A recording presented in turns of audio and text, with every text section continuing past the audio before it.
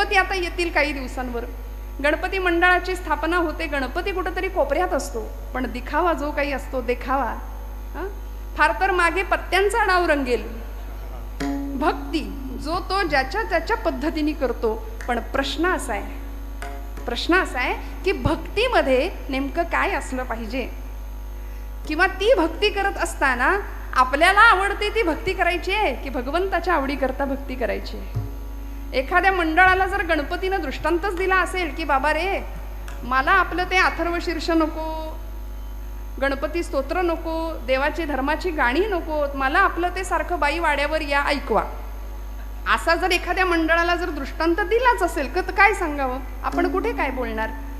मला माझ्या मिरवणुकीला डीजे शिवाय माझी मिरवणूक करायची नाही असं जर बाप्पांनी सांगितलं असेल, पण मला सांगा, हा सगळा थिल्लरपणा भक्तीमध्ये आला. परिणामी भक्तीची व्यापक व्याख्या आम्ही विसरलो. संतांनी आम्हाला हरिभक्त होता यावं इथपर्यंत तयार केलं, भक्तीची परिसीमा काय असावी हे समजावून सांगितलं. आणि या सगळ्यामध्ये जो हरिभक्त या पदवीला पोहोचतो त्या भक्ताला काय काय प्राप्त होतं. बरं, हरिभक्त कुणाला म्हणायचं? जो विभक्त नाही तो भक्त म्हणाले. आज आम्ही सगळे विभक्त झालो आहोत, सगळे विभक्त. 92 कुळी, 96 कुळी, 98 कुळी, याच्यातच आम्ही इतके विभागलो की एक कधी दिसणार. म्हणून आमचा हिंदू धर्म बघा, सगळ्या धर्मांमध्ये आमचा हिंदू धर्म श्रेष्ठ आहे, सनातन वैदिक धर्म आहे. हे जरी असलं तरी संत्र्यासारखा दिसायला वरून दिसतोय, पण फोडल्यानंतर आतून प्रत्येक फोडी वेगळ्या आहेत. इतर पंथांचं बघा, टरबुजासारखा आहे हिरवागार, वरून आम्हाला विभाग दिसत आहेत, पण आतमध्ये फोडल्यानंतर सगळं एकसंध आहेत. त्यामुळे भक्तीची व्याख्या फक्त देवभक्ती इथपर्यंत सीमित न राहता ती देशभक्ती, धर्मभक्ती, राष्ट्रभक्ती इकडे जावी. आणि असा हरिभक्त ज्यावेळी तयार होतो त्यावेळी त्याची अवस्था काय होते, त्याला काय काय प्राप्त होतं आणि भगवंत त्याच्याकरता काय करतो हे तुकोबराय सांगतात. पहिल्याची या भक्ता नाही भय चिंता. तुकोबरायांनी हरिभक्त या अवस्थेला आम्ही जेव्हा पोहोचतो तेव्हा आम्हाला काय लाभ होतात याचं वर्णन केलंय बरं का. हरीच्या भक्ताला भय नाही पहिली गोष्ट, आणि दुसरी गोष्ट चिंता रहित जीवन खरा हरिभक्त जगतो. तुम्ही आम्ही चिंतेत असतो कायम, तुम्ही आम्ही कायम भयग्रस्त असतो. आणि बघा तुम्ही, कथा कीर्तनाला जाणारा माणूसच फार अगदी घाबरून जगत असतं, होय की नाही.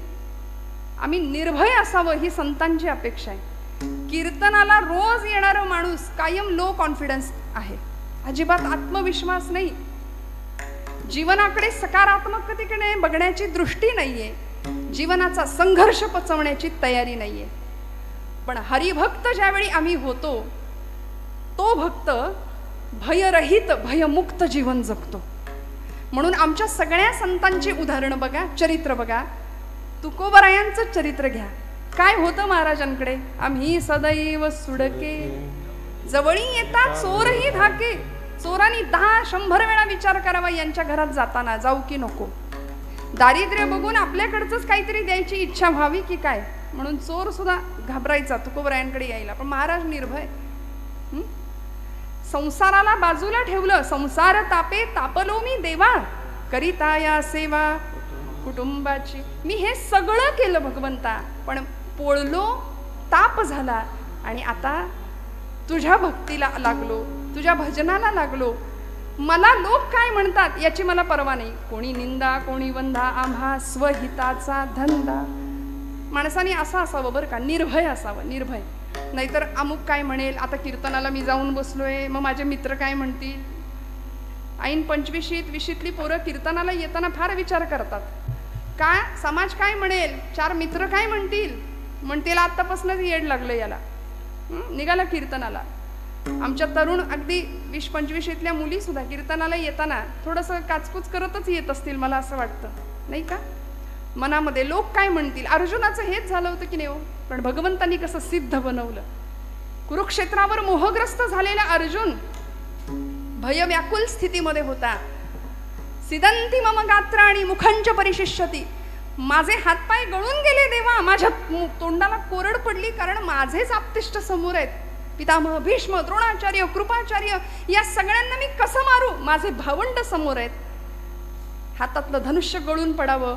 भगवान गोपाल कृष्ण म्हणाले, अर्जुना उठ, उचलते तुझं धनुष्य आणि सिद्ध कर क्षत्रियत्व तुझं. स्वतःला क्षत्रिय म्हणवतोस ना, हतो वा प्राप्स्यसि स्वर्गम जित्वा वा भोक्षसे महिम. रणांगणावर धारातीर्थी पतन पावलास तर स्वर्गात जाशील आणि जिंकलास तर राज्य तुझं आहे, लक्षात ठेव. आणि मग 18 अध्यायी गीता श्रवण करावी अर्जुनाने भगवंतांच्या मुखातनं. आणि अर्जुनाला सांगावं, अर्जुना निसंग असलेला मी, माझा संग तू केलास म्हणून या पदाला पोहोचलास. म्हणून तो भगवंतू जो निसंगाचा सांगा तू, तो म्हणे पार्था दत्तचित्तू होई आता. हे सगळं ऐकवलं, ऐकून घ्यावं लागलं अर्जुनाला, सगळं ऐकावं लागलं. आणि मग जे काही स्थित्यंतर झालं, मग जे काही परिवर्तन झालं, अर्जुनाला निमित्त केलं आणि भगवंतांनी भारतवर्षातल्या सगळ्या अधर्माचा नाश त्या युद्धामध्ये केला. का हो? भक्तांनी निर्भय असलं पाहिजे. भक्ताचं ध्येय काय असलं पाहिजे? ते ध्येय निश्चित असलं पाहिजे. दुर्दैवानी आज तुमचं आमचं भक्ती राहू द्या बाजूला, व्यवहारात सुद्धा धड एक निर्णय नाही आमचा. कायम संभ्रांत, कायम गोंधळलेल्या अवस्थेमध्ये आहे की नाही. कायम भयग्रस्त आहोत. असं केलं तर असं होईल, मग तसं केलं तर काय होईल. निर्णय क्षमता नाही, पालकांकडे नाही. त्यामुळं पालक आपल्या मुलांमध्ये ती निर्णय क्षमता देऊ शकत नाहीयेत. मग आमचं बाळ 10वी पास होतं कसं बसं. 10वी झाल्यानंतर, अहो 10वीला 98% पोराला जरी पडले तरी पालक विचारतात 2% कुठं गेले, विचारतात की नाही. सध्या कशाच्या मागे आम्ही लागलो? खऱ्या अर्थी निर्भय, बलवान आणि पोलादी स्नायूंचे संन्यासी मला हवेत, अशा स्वामी विवेकानंदांनी अपेक्षा केली होती. रामकृष्ण परमहंस म्हणायचे, मला निर्भय संन्यासी हवेत, तर भारतवर्षामध्ये मी काहीतरी बदल करू शकतो. आम्ही सतत भयग्रस्त आहोत, भीतीच्या वातावरणात आहोत. आजूबाजूला वातावरणही तसंच आहे. पण भक्त या पदाला आम्ही जेव्हा पोचतो, ती भक्ती ज्यावेळी फलद्रूप होते, त्यावेळी आमच्याकडे पहिला गुण येतो निर्भयता. का? कारण भगवंतावर जो आम्ही विश्वास ठेवतो तो कसा असतो? निष्काम निश्चळ विठ्ठली विश्वास पाहो नये वास आणि कांच. आता बाकी काही हरकत नाही, काहीही वाटेल ते झालं तरी आम्हाला त्याचा काही फरक पडत नाही. न मिळो खावया न वाढो संतान, न मिळो खावया न वाढो संतान, परिहा नारायण कृपा करो, नारायण कृपा करो. तुटो हे शरीर, फुटो हे मस्तक, नामाचा गजर सोडू नये. नामदेव महाराज म्हणले, देह जावो अथवा राहो, पांडुरंगी दृढ भाव. काय भक्तीची परिसीमा असेल. आमचा इतका भक्तीतला सगळा गोंधळ आहे की आम्ही उपास जरी केला तरी दिवसभर इतकं तोंड वाकडं असतं आमचं. भक्ती करताना सुद्धा आम्ही किती संशयाने भक्ती करतो बघा. आम्ही कसे निर्भय होणार, आम्ही कसे चिंतामुक्त होणार. देव आहे की नाही हेच आमच्या डोक्यातनं अजून गेलेलं नाहीये. पक्क ठाम खरंच आहे का देव? नाही तर एवढे उपास तापास करतोय ते वाया जायचं. कोरोनामध्ये लोकांनी घातलेल्या माळा काढल्या की नाही? का? शंका नव्हती. डॉक्टर म्हणले चांगलं चुंगलं खा, काढली माळ. का? खात्री नाही. संशयात्मा विनश्यती असं भगवान गोपाल कृष्ण गीतेमध्ये म्हणतात. मग आपण भक्त आहोत ना, मग आपण विभागलेले, विभक्त असता कामा नये. पक्का ठाम विश्वास पाहिजे. हरिभक्त या पदाला पोहोचायचं असेल. आमची भक्ती संशयाने ग्रासलेली आहे. एकाने मला विचारलं, आता श्रावण आलंय, रोज बेलाची पानं भगवंताला व्हावी म्हणतो, सुरुवात केली खरी, पण शंकर पावला नाही तर हे पुढचंच. अजून सुरुवात पण नाही. आरंभ शूरहा असं म्हणतात आपल्याकडे त्याला. सुरुवात करायची, सुरुवात करतानाच आम्ही नकार इतका जीवनामध्ये भरवलाय. पावला नाही तर काय करायचं? म्हटलं जर तर राहू दे. नाही म्हणले मग देव बदलू का? हे आणि त्याच्यावर आमची उपासना भगवंताला बदलण्याकरता नाही मंडळी. स्वतःला बदलण्याकरता आहे, अंतर्बाह्य तुमच्या माझ्या जीवनामध्ये परिवर्तन व्हावं याकरता भक्ती आहे. म्हणून म्हणतात दुर्दैव जावं याकरता भक्ती नाही करायची, दुर्दैवाचे घाले सहन करण्याची शक्ती मिळावी याकरता भक्ती आहे. विठ्ठल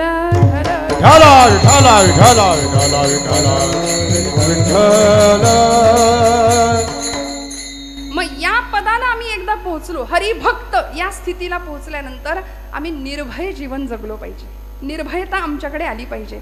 सध्या शास्त्रकारांनी वैराग्य शतक नावाचा एक ग्रंथ भर्तृहरींचा प्रसिद्ध आहे, त्याच्यामध्ये त्यांनी 9 प्रकारचे भय माणसाला जडतात जीवाला, त्याचं वर्णन केलंय. भोगे रोग भयम, कुलेच्युती भयम, वित्ते नृपालाद भयम, माने दैन्य भयम, गुणे खल भयम, रूपे जरायाद भयम, शास्त्रे वादी भयम, बले रिपु भयम, काये कृतांताद भयम, सर्वे वस्तु भयान्वितं भुवि नृणाम वैराग्यमेवा भयम. काय सांगितलं? भोगे रोग भयम, 9 प्रकारची भय आहेत. माणूस कायम भयामध्ये घाबरलेला आहे. भोगी माणसाला, ज्याला सतत भोग हवे असतात, सुखाचे यशाचे अनेक प्रकारचे भोग मनुष्य इथे आल्यानंतर भोगतो, भोगी माणसाला रोगाची भीती आहे. शास्त्रकार म्हणाले भोगे रोग भयम, कुले च्युती भयम, कुलवान शीलवान जो माणूस असतो ना, कुळाचा ज्याला अहंकार असतो, तो च्युत होण्याची भीती असते, त्याला पदच्युत होण्याची भीती असते. आपण जरा काही वेडवाकडं वागलो तर लोक काय म्हणतील, लोक काय म्हणतील याचाच विचारात तो कायम असतो. भोगे रोग भयम, कुलेच्युती भयम, वित्ते नृपालाद भयम. वित्त म्हणजे पैसा. म्हणाले कशाची भीती असते हो? ज्याच्याकडे भरपूर पैसा आहे त्याला राजाची भीती. हे पूर्वीच्या काळचं, पण आता सोपं सांगू का, इन्कम टॅक्स वाल्यांची फार भीती असते. वित्ते नृपालाद भयम, माने दैन्य भयम. मानी माणसाला दीनतेची भीती आहे. जो स्वतःचा मान सन्मान जपण्यामध्येच गुंतलेला असतो ना, तो लोक काय म्हणतील, 100पैकी 99 माणसं त्याला चांगलं म्हणतात, पण एक माणूस वाईट म्हणत असेल तर त्याचं सगळं लक्ष त्या माणसाकडे असतं की हा माणूस मला वाईट म्हणतोय. आणि खरं सांगू का, जग चांगलं म्हणतं, शेजारी कधीच चांगले म्हणत नाहीत. म्हणतात का? म्हणून निंदकाचे घर असावे आपल्याकडे म्हण आहे की नाही. पण आपल्या सगळ्यांना चांगले शेजारी भेटले असतील अशी आशा करते बरं का. त्यामुळे जगाने कितीही कुणी काही म्हटलं तरी मानी माणूस दीनतेचं भय बाळगून असतो. माने दैन्य भयम, गुणे खल भयम. गुणवान माणसाला शत्रूची भीती असते. रूपे जरा याद भयम. रूपवान माणूस असतो की नाही त्याला म्हातारपणाचं भय असतं. हे माझं म्हणणं नाही, वैराग्य शतकातला श्लोक आहे भर्तृहरींचा, शास्त्रकार सांगतायत. रूपवान माणसाला जरा म्हणजे म्हातारपणाचं भय आहे. म्हणून तर जगामध्ये आत्ता परवाच तो रेशो सांगितला बघा कुठेतरी, भारतामध्ये 60 लाख नुसती सलून आहेत. म्हणजे सौंदर्य प्रसाधनासाठी जे काही उत्पन्न भारतामध्ये जातंय किंवा लोक त्या गोष्टीकडे जितकं लक्ष देत आहेत. रूपे जराया भयम. रूपवान माणसाला म्हातारपणाचं भय आहे. पण हे अंतिम आहे की नाही सत्य. 25व्या वर्षी जी देहाची अवस्था आहे ती 75व्या वर्षी असेल का? मान्य करावं माणसानी. आम्ही कीर्तनामध्ये बऱ्याचदा नारदीय कीर्तन, आता तुम्हाला माहिती आहे मी मागच्या वेळी नारदीय कीर्तन इथं केलं होतं. मग ते उत्सव असा असतो की सलग कीर्तन एकाच ठिकाणी असतात. मग मी एके ठिकाणी असं म्हटलं, मला राणी लक्ष्मीचं चरित्र सांगायचं होतं, झाशीच्या राणीचं. म्हटलं तरुण मंडळी जरा समोर पाहिजेत. पण मी असं म्हटलं की उद्या जरा काळे केस अपेक्षित आहेत, आज सगळेच पांढरे केस आहेत. माणसं एवढी हुशार, दुसऱ्या दिवशी सगळे डाय करून आले, हेअर डाय. सगळ्यांनी केस रंगवले. आम्ही जागच्या जागी डाय व्हायची वेळ आली. परिणाम रूपे जरायात भयम. वर्ण तिकीट पाठवले, भगवंतांनी निरोप दिलाय की बाबा झाला तुझा उत्तर रंग सुरू, आयुष्याचा उत्तरार्ध सुरू झाला 40 नंतर. मान्य करावं माणसाने. पण नाही, रूपे जराया भयम, शास्त्रे वादी भयम. शास्त्रवान शास्त्रपंडित निपुण माणसाला वादाचं भय असतं. गुणे खल भयम. गुणवान माणसाला शत्रूचं भय आहे. काये कृतांता भयम. आणि शरीराला मृत्यूचं भय आहे. किती घाबरू नये बघा आम्ही. शरीर मृत्यूने भयभीत आहे. आता येईल का उद्या येईल. कोरोनाच्या काळात आपल्याला सगळं मृत्यू असा गिरट्या घालत होता आमच्या आजूबाजूला. आमची माणसं कितीतरी गेली आहे की नाही. शरीराला मृत्यूचं भय आहे. काये कृतांताद्वयम्. पण उपजेते नाशे नाशिले पुनरपि दिसे हे घटिका यंत्र जैसे परिभ्रमे गाजर माऊली म्हणते. तर आम्ही हे मान्य करावं आणि निर्भय राहावं. म्हणून तर तुकोबारायांना मरणाचा सोहळा करता आला. तुम्हाला मला करता येत नाही. तुम्ही आम्ही आपण म्हणू मरणाचा कुठे सोहळा असतो का? पण महाराज म्हणतात आपुले मरण पाहिले म्या डोळा, धन्य तो सोहळा अनुपम्य. सोहळा केला, मरणा हाती सुटली काया असं तुकोबराय म्हणतात. का हो? कारण निर्भय झाले, निर्भय अवस्था प्राप्त झाली. तुम्हाला मला ती अवस्था प्राप्त व्हावी म्हणून हरिभक्ताची लक्षणं आणि भक्ताचे लाभ तुकोबराय सांगतायत. बघा तुम्ही कुठल्याही गोष्टीच्या बाबतीत आम्ही एखादी गोष्ट करायला गेलो तर आपण पहिला प्रश्न विचारतो, मग मी हे केलं तर त्याने मला काय मिळेल? हे मी केलं तर मग काय होईल? मला काय मिळेल? प्राप्ती काय? लाभ. सध्या मनुष्य सगळ्यातनं लाभ बघतो, बरोबर ना? सगळ्या गोष्टीतून आपल्याला काय मिळेल, फायदा काय मिळेल. तुकोबरायांना आमच्या सगळ्यांची ही मनोवृत्ती माहिती आहे. म्हणून म्हणले भक्ती करा, हरिभक्त व्हा, तुम्हाला काय काय मिळेल. मोठीच्या मोठी यादी सांगितली या अभंगामध्ये. पहिली गोष्ट निर्भयता तर आहेच आहे, आणि अशी निर्भयता होती म्हणून अनेक हरिभक्त भक्तीच्या प्रांतामध्ये यशस्वी झाले. नवे पांडुरंगाला, आपल्या उपास्य देवतेला आपलंसं केलं. आमची राधाराणी असेल, मीराबाई असतील, कान्होपत्रा असतील, जनाबाई असतील. जनाबाईंना तर सुळावर चढवण्याची शिक्षा सुनावली गेली नव्ह, पण निर्भय होत्या. पांडुरंगाला जाब विचारायच्या, अरे विठ्या विठ्या मूळ मायेच्या कारट्या. पुढचं फार वाईट बोलले, तिथे नाही बोलू शकत. जनाबाई का हो? हक्क होता परमेश्वरावरती, आणि जो खरी भक्ती करतो त्याचा प्रेमळ हक्क भगवंतावर असतो. तुम्ही आम्ही हक्क नाही दाखवू शकत, कारण आम्ही लबाड भक्त सगळे. आमची भक्ती म्हणजे फक्त दाखवण्यापुरती. खरं सांगू, ब्रह्मचैतन्य गोंदवलेकर महाराज म्हणतात की आपली भक्ती अशी असली पाहिजे की आपल्या घरच्यांना सुद्धा कळलं नाही पाहिजे आपला परमार्थ. इतका लपून परमार्थ पाहिजे. आपल्या शेजारच्याला सुद्धा कळलं नाही पाहिजे. आम्ही मात्र सगळीकडे दाखवत आमचा परमार्थ करतो. जनाबाईंचा परमार्थ असा होता, दळिता कांडिता तुझं गाईन अनंता. जात्यावर दळायला बसावं आणि पांडुरंगाला बोलवावं. दिशा उजळल्या गेला कोंबडा अरहून, दिशा अरहून, सूर्याचं किरण येती डोंगरा मागून. हो, सूर्याचं किरण येती डोंगरा मागून.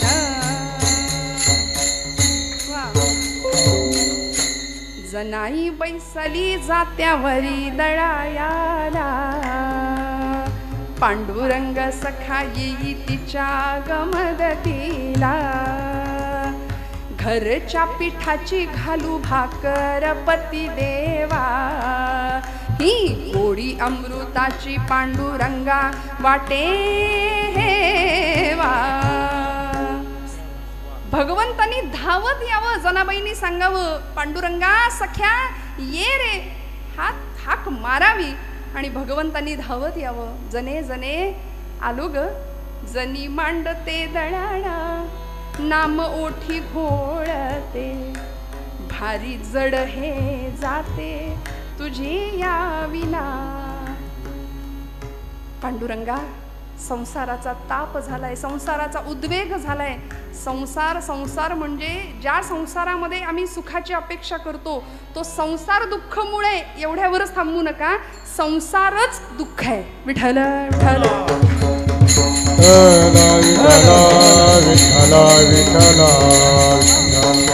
म्हणून हाक मारावी आणि पांडुरंगाने धावत यावं. आज तुम्ही आम्ही बोलवल्यानंतर पांडुरंग येतो का हो? येईल का? नाही. ब्रह्मचैतन्य महाराज म्हणायचे, माझ्या रामाकडं तुम्ही 2 पावलं चाला, माझा राम तुमच्याकरता 20 पावलं चालत येईल.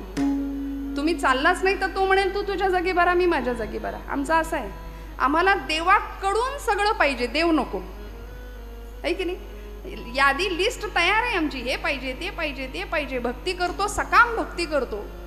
देवा अमुक अमुक अमुक अमुक एवढं सगळं मिळू दे तर आम्ही, म्हणजे आमच्याकडे नवसाची पद्धत आहे की नाही, कौल लावतो आम्ही, नवस करतो. ही सकाम भक्ती झाली. पण संतांनी निष्काम भक्ती करावी. जनाबाईंची निर्भयता काय होती? जनाबाईंनी भगवंताला बोलवावं आणि भगवंतांनी धावत यावं. कारण जनाबाई म्हणायची, अरे अरे विट्या मूळ मायेच्या कारट्या.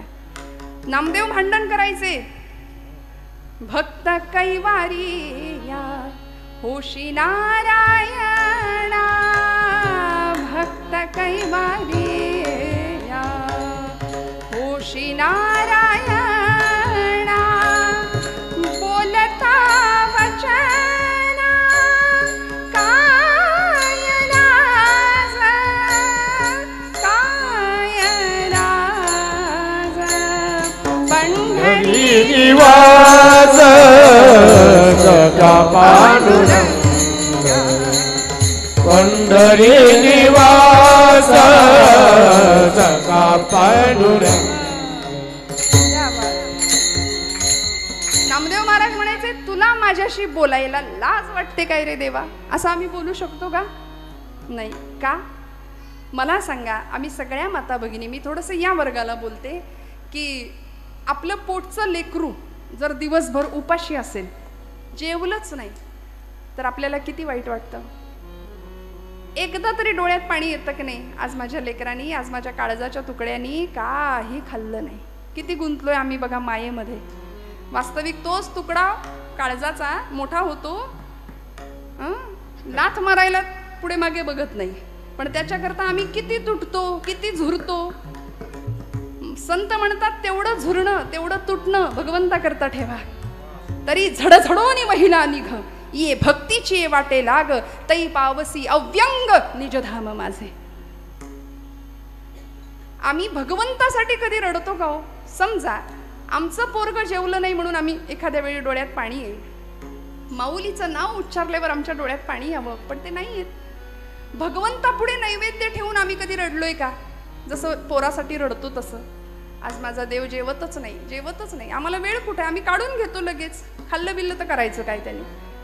आम्हाला इतकी घाई आहे, भगवंता करता आम्ही रडत नाही. आणि खरं सांगू का, नामदेव महाराज रडले म्हणून पांडुरंग जेवला. अज्ञान स्वामी रडले म्हणून रामराय जेवले. ब्रह्मचैतन्य महाराज रडले म्हणून राम जेवला त्यांच्या हातनं. इथे आम्ही रडणारं कुणी नाही, त्याला बोलवणारं तर कुणी नाही. तो तिष्ठत उभा आहे 28 युगांपासून. पुन्हा कधीतरी एखादा माझा नामदेव यावा, मला हट्ट करावा जेवणाकरता. पुन्हा कधीतरी एखादी जनाई यावी, तिने मला बोलवावं. तो व्याकुळ आहे, तो आर्त आहे, तो भावाचा, भक्तीचा भुकेला आहे. आमचा नैवेद्य तो खात नाही. आणि खरं सांगू का, आपला नैवेद्य तो खात नाही, याच्यातच तो आपली आब राखून आहे. विठ्ठल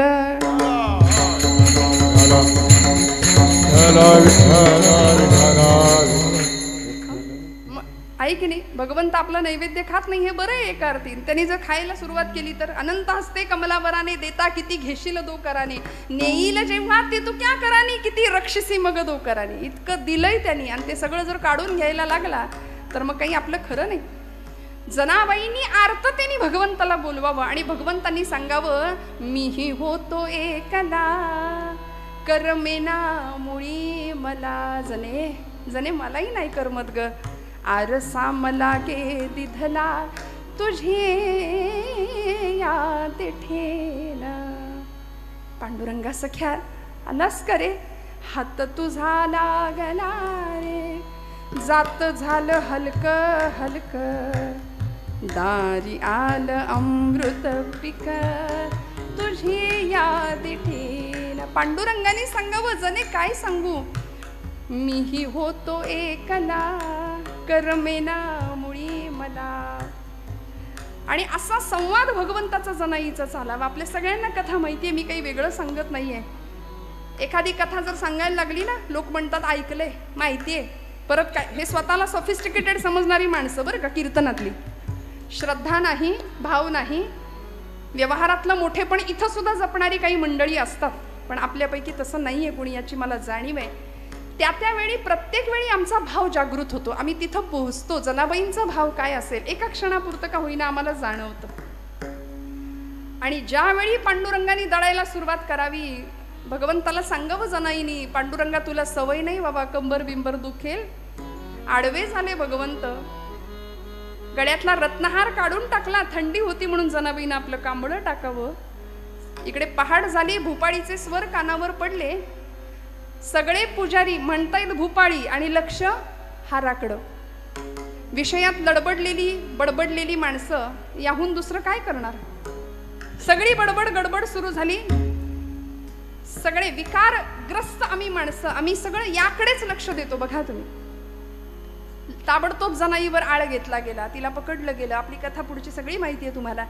जनाबाईंना सुळावर द्यायचं ठरलं आणि सुळावर जाताना जनाबाईंनी पांडुरंगाला जाब विचारावा, भगवंता दळिता कांडिता तुझं गायीन अनंता म्हणून प्रत्येक काम करताना तुला आठवलं, तुझं स्मरण केलं.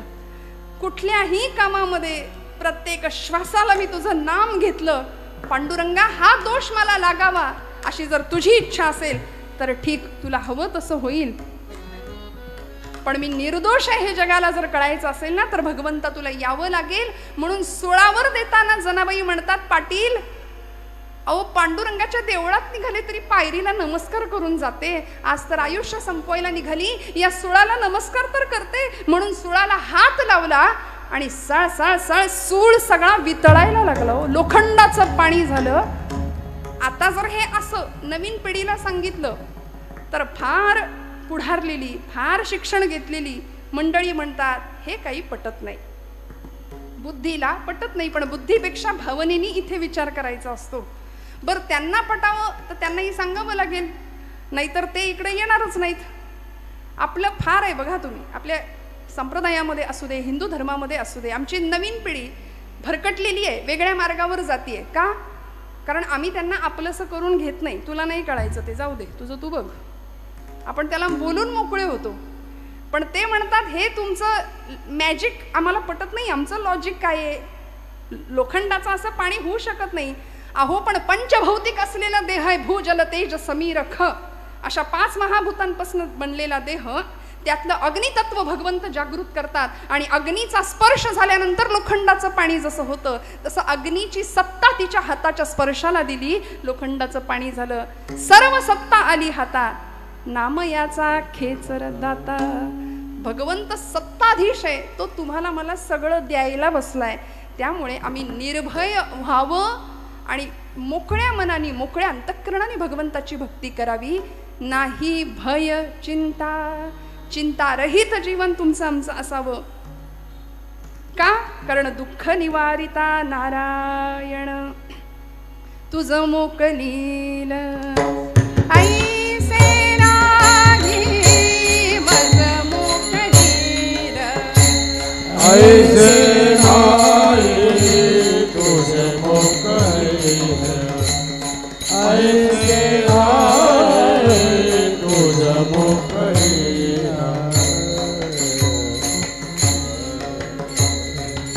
सकल जीवांचा करीतो सांभाळ, मज मोकलील ऐसे नाही, मज मोकलील ऐसे नाही. सकल जीवांचा करीतो सांभाळ, तुझ मोकलील, तुझ मोकलील ऐसे नाही, ऐसे नाही. चिंतारहित असावं, सकल जीवांचा करीतो सांभाळ, तुझं मोकलील ऐसे नाही. का बरं आपल्याला सोडेल? कारण तो कसा आहे, दुःख निवारिता नारायण तुकोबराय म्हणतात. आणि मग हे सगळं कळायचं असेल तर आम्ही काय केलं पाहिजे? अभंगाचं 2रं चरण. न लगे वाहने संसार उद्वेग, न लगे वाहने संसार उद्वेग, टाल वाजवा न लगे वाहने संसार उद्वेग, न लगे वाहने संसार उद्वेग, न लगे वाहने संसार उद्वेग. जडोने दीपांग देवराव,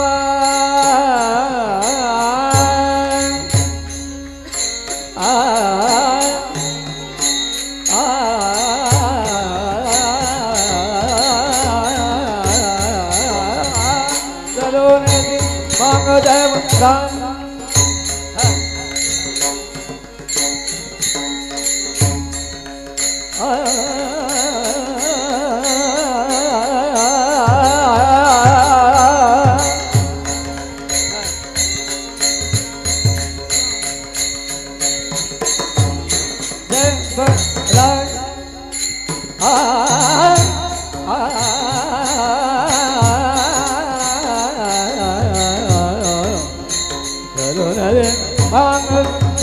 राजा देवराय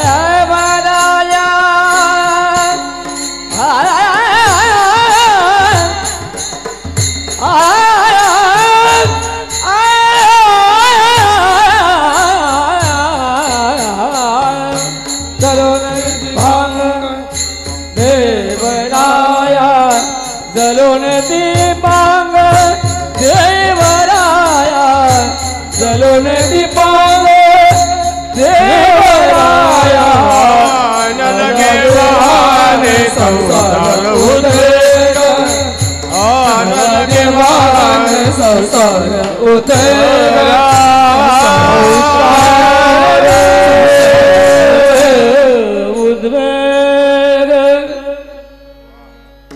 नलगे वाहणे संसार उद्वेग जडोने दीपांग देवराव. तुकोबरायांनी सांगितलंय भगवंतावर एकदा विश्वास ठेवला की नाही की संसारातला उद्वेग करायची गरज नाही. नलगे वाहणे संसार उद्वेग जडोने दीपांग देवराव. भगवंत उसणं शिल्लक ठेवत नाही. कर्ज ऋण भगवंत सगळं फेडतो, व्याजासहित फेडतो. काय दिलं हो सुदाम्यानी? मुठभर पोहे दिले. ऋण तरी मुठभर पोहे त्याच्या व्याजात हे मनगरी दे. व्याज म्हणून सुवर्ण नगरी दिली. मग म्हणाले मुद्दलाचं काय झालं? मुद्दलात मुक्ती देणे ही कोण्या साहुकारीची रीत. मुद्दल म्हणून मुक्ती देऊन टाकली सुदाम्याला. भगवंत सगळं फेडतो. दरबारामध्ये दुःशासनाने केसांना धरलं होतं, फरफटत आणलं होतं. दयेची याचना करत होती आमची द्रौपदी माता. कितीतरी अर्जव करत होती, विनवण्या करत होती, भीक मागत होती रक्षणाची. द्रोणाचार्य, कृपाचार्य, अश्वत्थामा, पितामह, भीष्म, एकापेक्षा एक बलाढ्य महारथी पांडव प्रतापी होते. पण तरी सुद्धा नाही कोणी धावलं लज्जा रक्षणासाठी. दोन्ही हात सोडून हात उंचावले आणि भगवंताला सांगितलं, हे भगवंता, हे माधवा, हे अनंता, हे मधुसूदना, धाव म्हणून. आणि भगवंतानी सगळं ऋण जडोने दीपांग देवरावा. नाही सोडलं, नाही ठेवलं, सगळं फेडून टाकलं. एका चिंधीचं ऋण सहस्त्रपटींनी वस्त्र पुरवलं द्रौपदीला त्या परिस्थितीमध्ये. आज आम्ही भगवंताचे भक्त म्हणवतो, वारसदार म्हणवतो, स्वतःला हरिभक्त म्हणवून घेतो. पण भगवंताचे हे गुण सुद्धा तुमच्या माझ्यात आले पाहिजेत याचा विचार आम्ही करत नाही. महाराज म्हणले, नलके वाहणे संसार उद्वेग. ज्या संसाराला तुम्ही आपलं आपलं आपलं कवटाळून बसलाय तो संसार वास्तविक तुमचा नाही. ते सगळं इथं राहायचंय. आम्ही असे बांधावर उभे राहतो आणि येणाऱ्या पाहुण्याला सांगतो, ते झाड दिसतंय का, तो डोंगर दिसतोय, तिथपर्यंत सगळं माझं. ती वसुंधरा माता, ती धरणी माता हसते तुमच्यावरती, म्हणते याचा पंजा सुद्धा हेच म्हणायचा, याचा आजा सुद्धा हेच म्हणायचा. हे सगळं अहंता आणि ममता या दोन गोष्टी अत्यंत घातक आहेत. मी आणि माझं. यामुळे संसाराचा उद्वेग झाला. संसाराला आम्ही आपलं म्हणून बसलं. दुःखमय असलेला संसार फक्त दुःखाला कारण ठरला आणि आम्ही दुःखी झालो. वास्तविक जो प्रपंच आपला आहे त्या प्रपंचामध्ये सुख आहे का हो? गेले दोन पती पत्नी, 65-70 वर्षाचं वय होतं. आजीचं वय 65 आणि 70चे एक वयोवृद्ध आजोबा. कुठे गेले? कोर्टात गेले. वकिलाला म्हणाले घटस्फोट पाहिजे. वकील म्हणले, आता थोड्यासाठी कशाला? झालं ना तुमचं आयुष्य, संपत आले, एवढे दिवस एकत्र राहिला आणि म्हातारा बाबा आता तुम्ही घटस्फोट का मागताय? नाही म्हणाले, ही म्हातारी काही सुखाने जगू देत नाही. म्हणजे संसार इतका केला तरी सुद्धा प्रपंचामध्ये सुख नाही. नाही म्हणे तरी सुद्धा मला सांगा घटस्फोट का मागताय? आता किती दिवस राहिले, छान मजेत घालवा, छान एकत्र गुण्या गोविंदांनी संसार करा, उरलेला जो काही आहे तो. नाही म्हणाले, पहिल्या दिवसापासून हिने मला त्रास दिलाय. म्हणाले वकील म्हणले, काय त्रास दिलाय? अहो, मिळेल हातात वस्तू, जे भांड मिळेल, लाटणं असू दे, उलटणं काय असेल ते फेकून मारते म्हणले मला. मग म्हणले, इतके वर्ष सहन केलं तुम्ही, सहन नाही केलं, आता नेम लागायला लागलाय म्हणले. विठ्ठल विठ्ठल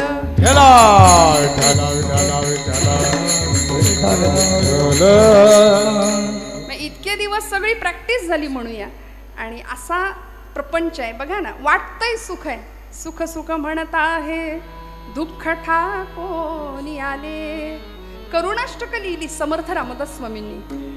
त्यांनी असं सांगितलं, विषयजनित सुखे सौख्य होणार नाही, तुझ विण रघुनाथा वोखटे सर्व काही. भजन रहित रामा सर्वही जन्म गेला, स्वजन जनधनाचा व्यर्थ म्या स्वार्थ केला. रघुपती मती माझी आपुलीशी करावी, सकळ त्यजुनी भावे कास तुझी धरावी. म्हणून घटिका गेली पळे गेली तास वाजे झणाणा, आयुष्याचा नाश होतो राम कार्य म्हणाला. हा संसार आम्हाला बंधनाला कारणीभूत ठरणार आहे. ते भुंग्यासारखं आमचं असे आम्ही गुंतून बसलोय आणि तो भ्रमर रात्रभर कमळाच्या फुलात जाऊन बसला. का? आता उजाडेल मग उजाडेल. त्या कमळानी पाकळी मिटली. एरवी लाकूड पोखरणारा भुंगा पाकळी कातरू शकला नाही. मनात आलं असतं तर पटकन बाहेर पडता आलं असतं, पण तिथे बंधनात, संसार प्रेम बंधनात अडकला. आमचं असंच होतं. म्हणून महाराज म्हणले, नलगे वाहणे संसार उद्वेग, जडोने दीपांग देवराव. बर परमार्थासाठी आवश्यक असलेल्या 2 गोष्टी. अभंगाचं 3रं चरण. असो द्यावा धीर सदा समाधान, असो द्यावा धीर सदा समाधान, असो द्यावा धीर सदा समाधान, असो द्यावा धीर सदा समाधान, असो द्यावा धीर सदा समाधान, द्यावा धीर सदा असो द्यावा धीर सदा समाधान, असो द्यावा धीर सदा समाधान. आहे नारायण जावारे, आहे नारायण जावाले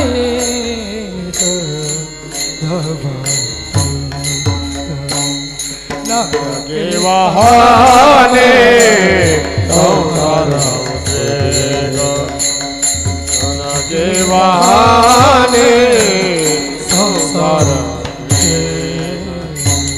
आहे नारायण जवानीत, आहे नारायण जवानीत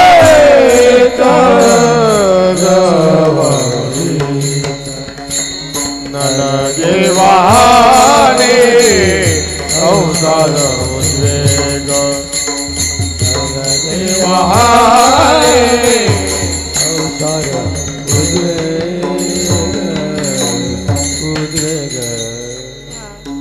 असो द्यावा धीर सदा समाधान.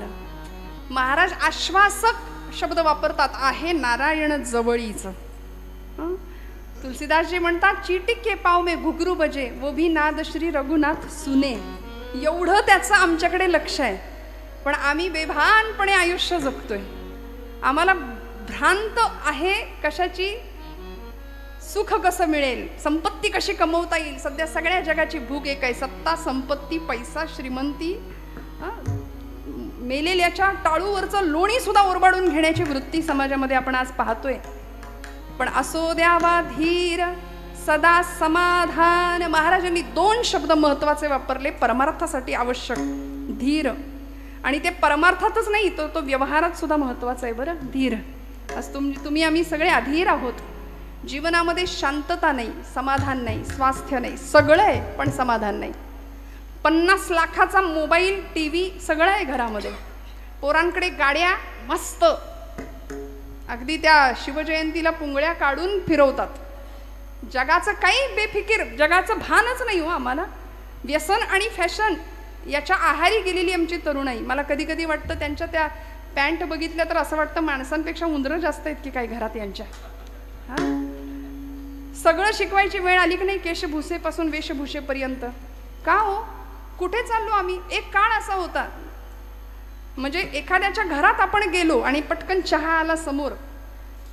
पूर्वीच्या काळी गुळाचा चहा प्यायची पद्धत पूर्वी. आता जुनं ते सोनं म्हणून आता आम्ही तेच करतोय, आहे की नाही.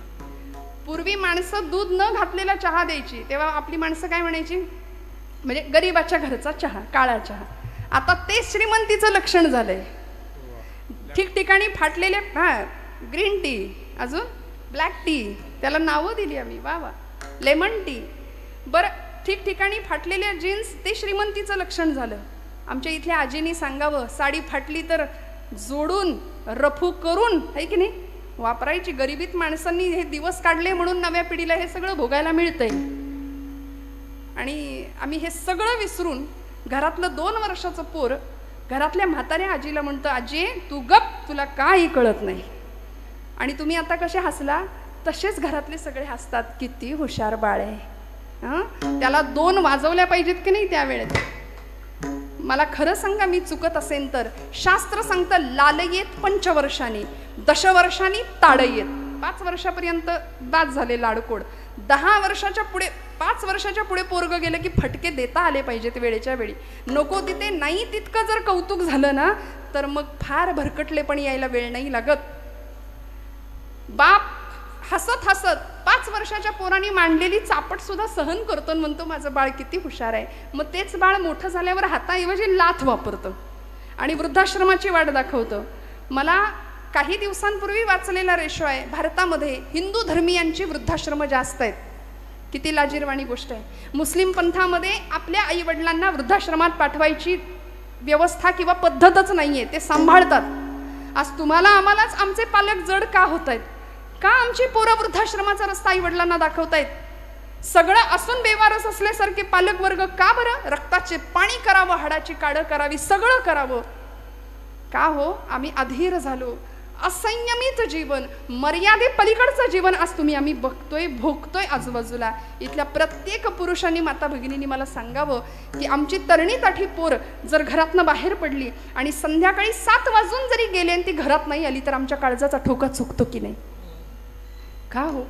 कारण मर्यादे पलीकडचं जग आज आपण बाहेर पाहतोय. मग अशा परिस्थितीमध्ये आम्ही भपकेपणाकडे लक्ष द्यावं, भप्पकपणाकडे लक्ष द्यावं की आहे त्याच्यामध्ये समाधानी राहून खऱ्या अर्थी आमच्यातलं आत्मतत्व जागृत करावं, खऱ्या अर्थी परमार्थाची कास धरावी आणि मुलींना स्वसंरक्षण कसं करता येईल यासाठी आम्ही त्यांना सिद्ध आणि कटिबद्ध बनवलं पाहिजे की नाही? मला सांगा.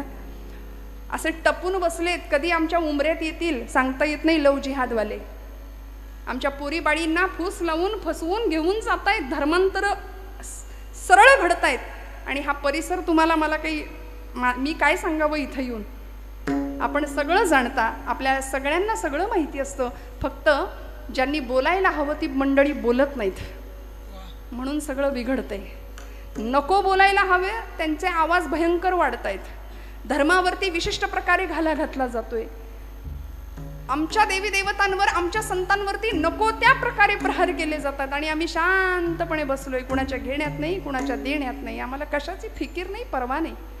महाराज म्हणले, असो द्यावा धीर सदा समाधान. समाधानी संतांना जमलं, महापुरुषांना जमलं, वीरांना जमलं. मला सांगा, सावरकर आले होते बॅरिस्टरीचा झगा पांघरून लंडनवरून, बॅरिस्टर होऊन आले होते, पण ती पदवी नाकारली.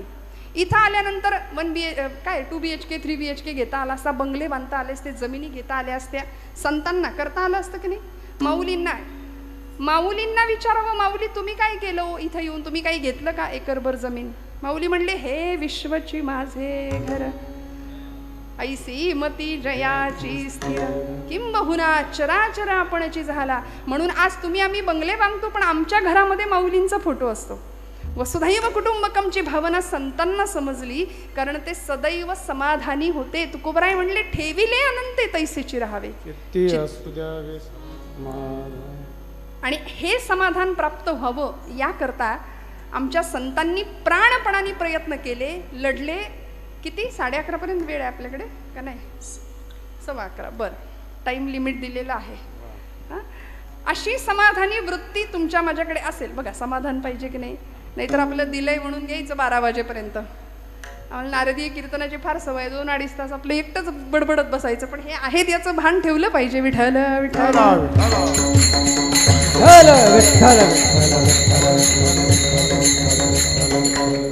आहे नारायण जवळीचं. म्हणून बघा तुम्ही, देशभक्त असू दे, देवभक्त असू दे, या सगळ्यांनी भगवंताचं अधिष्ठान समोर ठेवलं.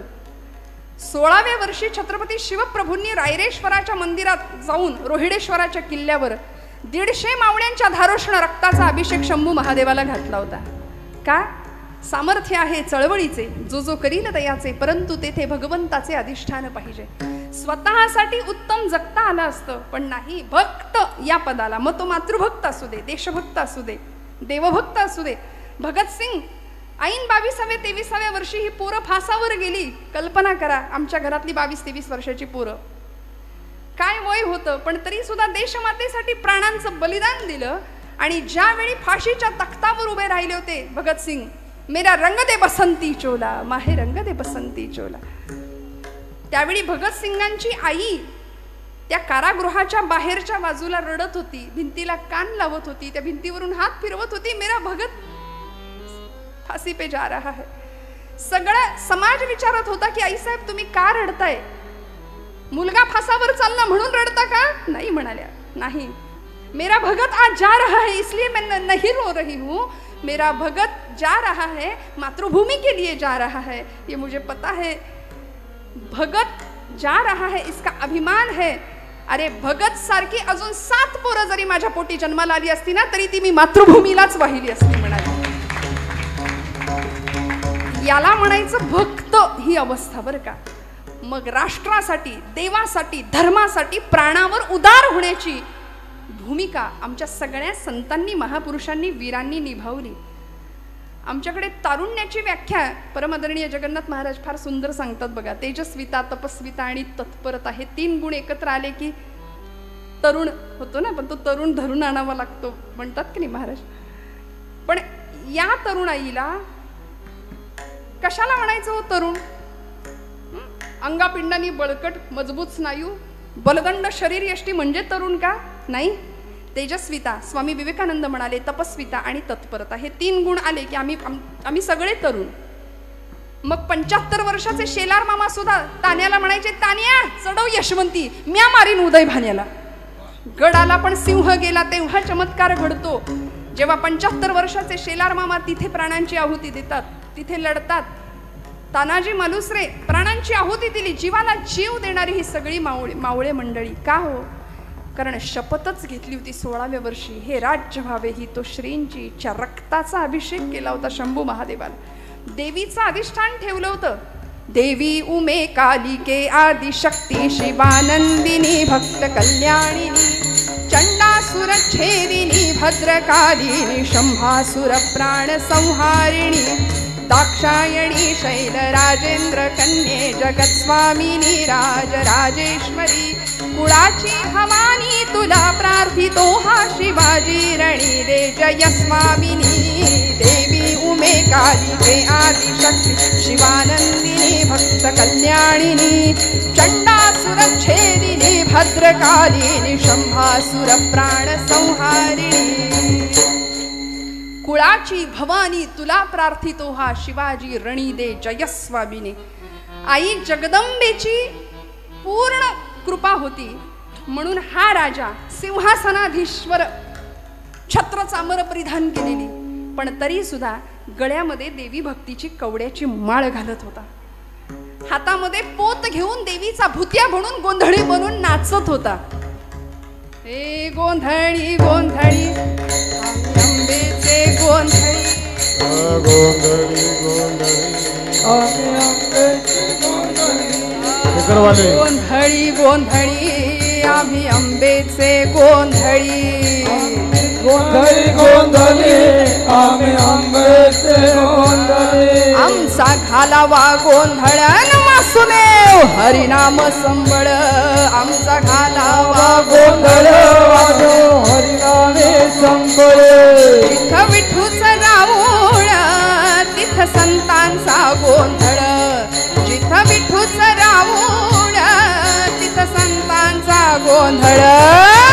गोंधळी गोंधळी आम्ही आंब्याचे गोंधळी गोंधळी गोंधळी आम्ही आंब्याचे गोंधळी आम्ही आंब्याचे गोंधळी.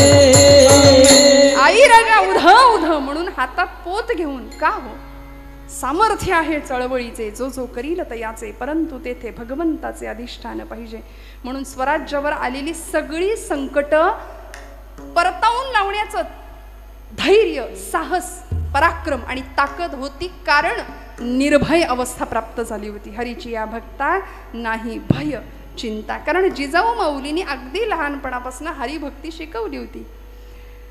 रावणाला मारणारा राम शिकवला होता, कंसाला मारणारा कृष्ण शिकवला होता, पराक्रमी कीचकाची छाती फोडणारा भीम शिकवला होता. आता आमच्या पोरांना विचारा भीम म्हणजे काय हो, ते पोरग म्हणतं छोटा भीम, कार्टून मधला लाडू खातो. पण पांडव प्रताप पांडव गीतेमध्ये वर्णन केले. धर्मो विवर्धति युधिष्ठिर कीर्तनेन पापम प्रणश्यति वृकोदर कीर्तनेन माद्री सुतौ कथयतां न भवन्ति रोगाः शत्रुं विनश्यति धनंजय कीर्तनेन. प्रत्येक पांडवाचं गुणवर्णन केल्यानंतर आम्हाला फायदा आहे, लाभ आहे. धर्मो विवर्धति युधिष्ठिर कीर्तनेन धर्मराजांबद्दल ऐकल्यावर बोलल्यावर धर्मभावना जागृत होते. शत्रुं विनश्यति धनंजय कीर्तनेन शत्रूंचा नाश होतो अर्जुनाचं चिंतन केल्यावर, गुणवर्णन ऐकल्यावर, पराक्रम ऐकल्यावर. वृकोदर म्हणजे भीमसेन, भीमांचं गुणवर्णन ऐकल्यानंतर अंतःकरणातली पापभावना जाते. आणि माद्रीसूत म्हणजे नकुल सहदेव यांचं वर्णन ऐकल्यानंतर रोगांचा नाश होतो. मग हे सगळं आम्ही ऐकायचं सोडून आज आमचे हिरो बदलले, आदर्श बदलले. असो, माझा त्याबद्दल बोलण्याचा आत्ता तरी भाव नाही आहे. पण या पलीकडे जाऊन तुकोबराय सांगतात आहे नारायण जवळीचा थोडा विश्वास ठेवा. भगवंत आहे आणि तो आहे. बरं, दर्शनशास्त्रामध्ये ईश्वरी अस्तित्वाच्या काही खुणा सांगितल्या जातात. परमेश्वर आहे याच्या खुणा अचानक सुगंध येतो, अचानक मंद वारा येतो, अनाहत नाद ऐकू येतो, बासरीचा मंजूळ स्वर कानी येतो. वारीतल्या लोकांना अनुभव असतात, कुठेही फुल नसतं पण अचानक सुगंध येतो. आणि जिथं सुगंध आहे तिथं कृष्ण परमात्मा आहे. दर्शनशास्त्र आहे. भगवंत आपल्या अस्तित्वाची खूण देतोच देतो, फक्त ती जाणून घेण्याची भावना असावी.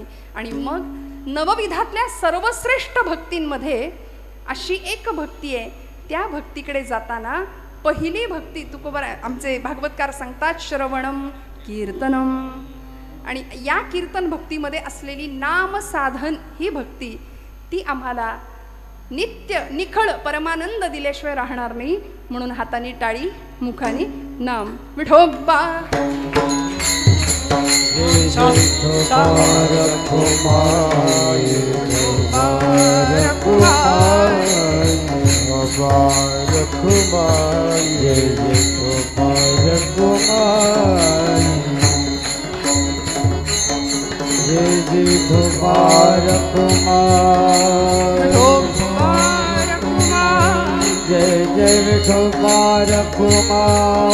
जय विठोबार कुमार, जय विठोबार कुमार, जय विठोबार कुमार, कुमार कुमार, जय विठोबार कुमार, जय विठोबार कुमार, जय विठोबार कुमार, कुमार कुमार, कुमार कुमार, जय जय कुमार कुमार, कुमार कुमार, जय कुमार कुमार, कुमार कुमार, जय कुमार कुमार, जय कुमार कुमार, जय कुमार कुमार, जय कुमार कुमार, जय जय कुमार कुमार, जय कुमार कुमार, जय जय विठोबा रखुमाई विठोबा रखुमाई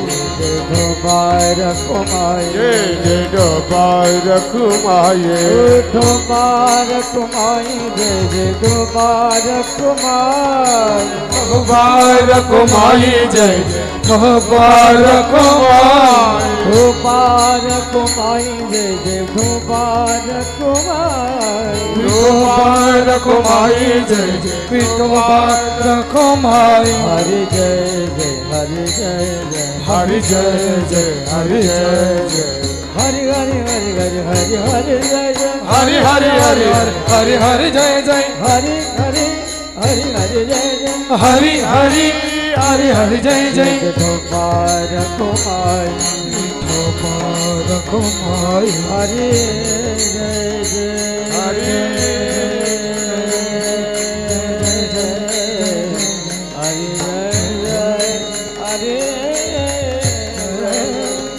हरि जय जय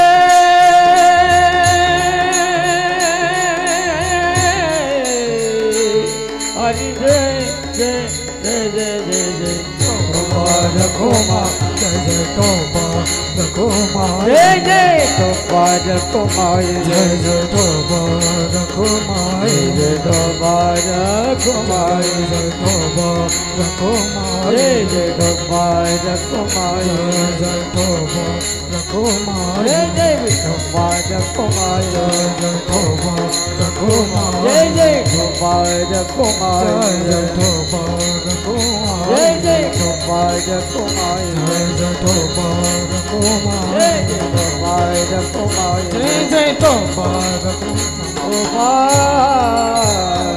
रखुमाई जय जय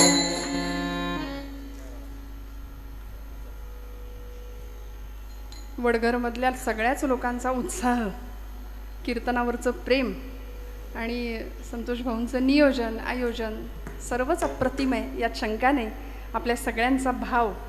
पण खरं सांगू का, वक्ता, वक्तृत्व, वक्तव्य आणि व्यक्तिमत्व, कीर्तनकाराच्या वक्ता, वक्तृत्व, वक्तव्य आणि व्यक्तिमत्व यातलं वक्तव्य फक्त घ्यावं, बाकी सगळं सोडून द्यावं. कारण कीर्तनकार येतील जातील, आणि ही गादी अनंत काळापासून आहे, अनादी कालापासून चालत आलेली ही परंपरा, आणि या उज्ज्वल परंपरेचे आम्ही पायीक आहोत. आशीर्वाद रूपाने आपल्या सगळ्यांचं प्रेम मिळतंय, यामध्ये मी स्वतःला खूप भाग्यवान समजते. तुकोबरायांच्या या अभंगावर चिंतन करत असताना अभंग गोड आहे, 4 चरणांचा आहे.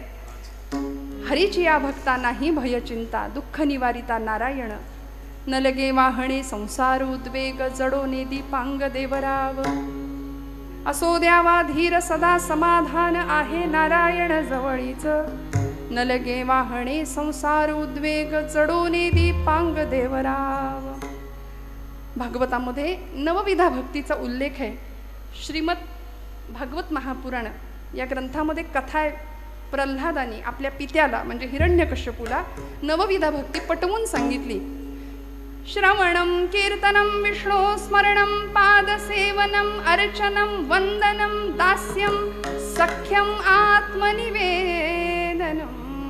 श्रवण भक्ती पहिली आहे. का हो, मूल जन्माला आल्यानंतर लगेच बोलायला सुरुवात करतं का?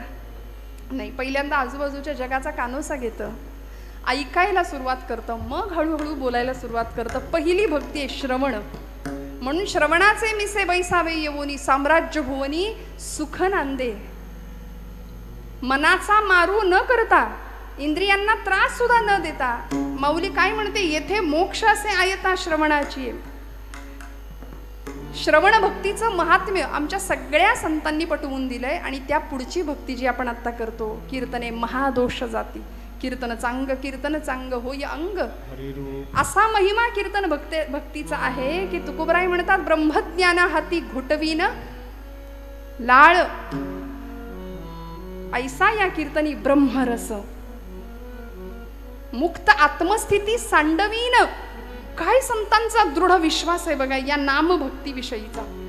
म्हणून कलियुगामध्ये तुम्हाला मला तारणारं एकमेव साधन आहे. बाकी सगळं आपण करूया, व्यवहार उत्तम करूया, प्रपंच नेटका करूया, भरपूर पैसा, जे काही प्रत्येकाला जे हवंय ते सगळं मिळवायचंय. पण हे करत असताना तुमच्या माझ्या जीवनाचा पाया जर भक्तीचा असेल तर आयुष्यात कितीही संकट आली, आणि आयुष्याचं नावच संघर्ष आहे ना. आपण ECG कुणाचा कधी काढताना बघितलंय का? ECG मशीन, त्या ECG मशीनच्या रेषा बघितल्यात का? ती रेष कधी सरळ असते का जिवंत माणसाची? तो माणूस जिवंत आहे तोपर्यंत ती रेष वर खाली चालू राहते. एकदा का ती रेष सरळ झाली की श्वास संपला, जीवन संपलं. मग रात्रंदिन आम्हा युद्धाचा प्रसंग, अंतर्बाह्य जग आणि मन, हे तुकोबांनी सांगून दिलंय. मग कशासाठी मुडदूस चेहरे करून आम्ही जगायचं? संघर्ष प्रत्येकाला आहे, दुःख प्रत्येकाला आहे, प्रत्येकाला सहन करायचंय. आलिया भोगासी सगळं सहन करायचंय. आपलीच कर्म फळं आहेत, ती फळं आपण इथे भोगतोय. दुसरं काय आहे? कुणाला निंदा करायची, कुणाला द्वेष द्यायचा, कुणाला बोल लावायचा? एखाद्याला दुखवण्याकरता तुमची माझी योजना भगवंतांनी केली आहे का? नाही ना. मग हे सगळं जाणीव ठेवावी आणि भगवंताशी असं विलक्षण वेगळं आगळं नातं जोडावं की ते आम्हाला श्रवण, कीर्तनम, विष्णुस्मरणम, पादसेवनम, अर्चनम, वंदनम, दास्यम, सख्यम आणि आत्मनिवेदनापर्यंत घेऊन जाईल. म्हणून तुकोबरायांनी एक नातं भगवंताशी जोडलं शेवटच्या चरणात. भैरवी तुका मने माझा सखा पांडुरंग, तुका मने माझा सखा पांडुरंग, तुका म्हणे माझा सखा पांडुरंग, तुका म्हणे माझा सखा पांडुरंग. तुका मने माझा सखा पांडुरंग, तुका मने माझा सखा पांडुरंग, तुका म्हणे माझा सखा पांडुरंग, तुका म्हणे माझा सखा पांडुरंग. व्यापियेले जग, व्यापियेले जग, तेने के न लगे वारे, संसार उद्वेग न लगे वाहने, संसार उद्वेग.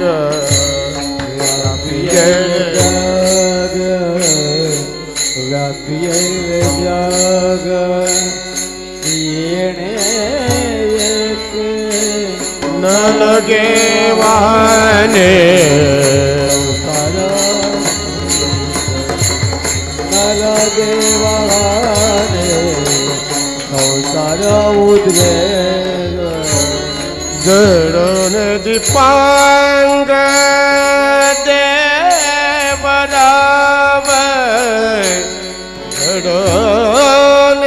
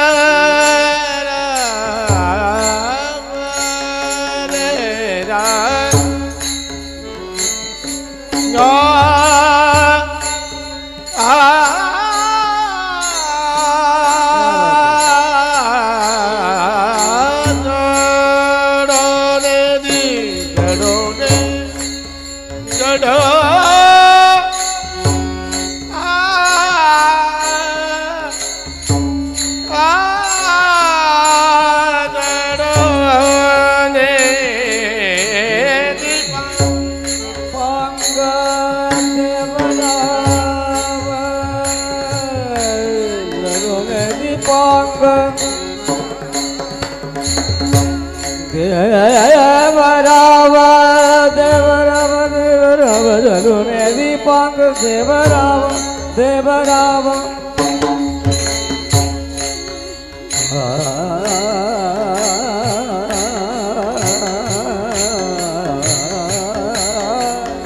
देवराव जळून दीपांग देवराव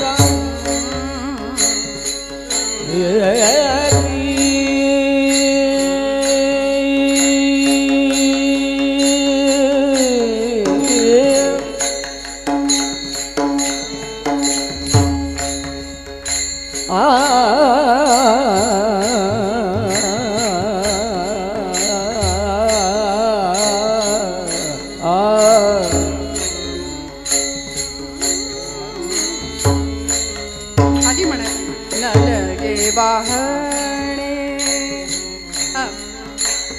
जडोले जडोले दीपांग देवराव जडोले दीपांग आनाधा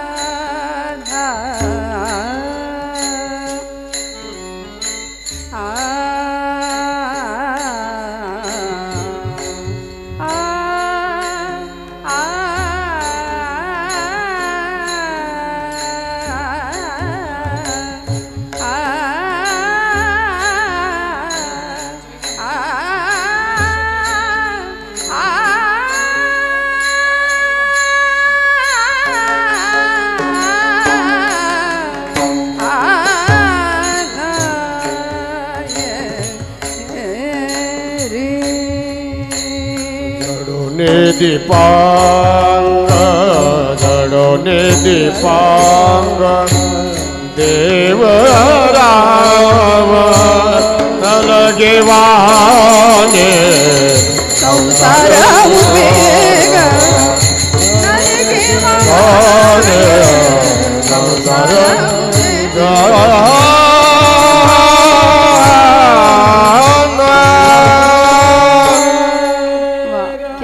टाळे बसवा एकदा जोरदार.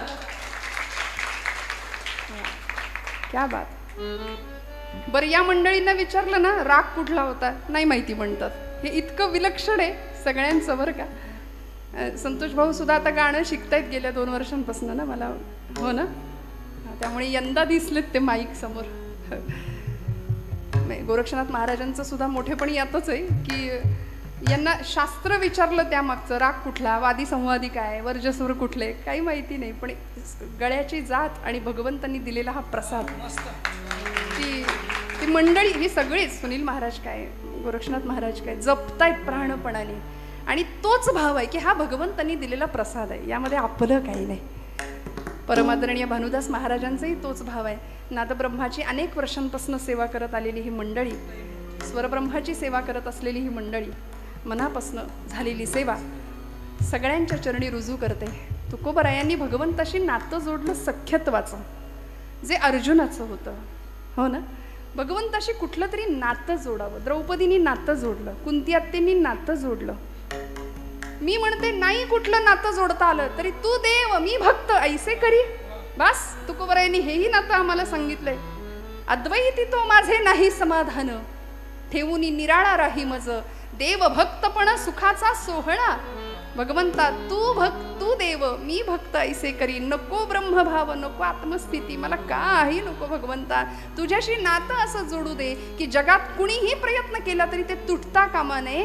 त्याला भगवद्गीतेमध्ये भगवंतांनी शब्द वापरलाय ममई मांशो जीवलोके जीवभूत सनातन मनःषष्ठाणी इंद्रियाणी प्रकृतीस्थानी करशती. सनातन संबंध. बस झालेली सेवा भगवंत चरणावर अर्पण करते. बोलत असताना काही वेळ वाकडं गेलं असेल तर मोठ्या अंतःकरणाने क्षमा करा. आपण सगळे ज्येष्ठ श्रेष्ठ श्रोतृवर्ग मनापासून सगळ्यांना हृदयस्थ परमात्म्याला नमस्कार करते. आजच्या कीर्तनाचे संयोजक आयोजक सगळ्यांच्या चरणी कृतज्ञताभाव व्यक्त करते आणि सेवेला विराम देते. ज्ञानेश्वरा महाराज ज्ञानेश्वर माऊली महाराज ज्ञानेश्वर माऊली. विठ्ठल जय जय विठ्ठल जय विठ्ठल जय जय.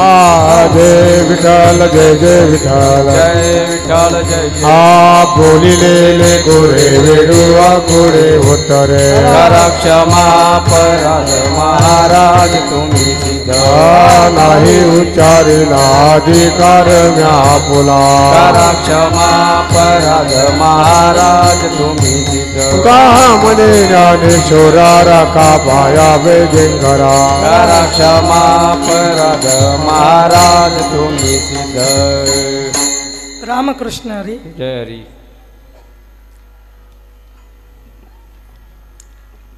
कधी पण फोन करा ताईंना.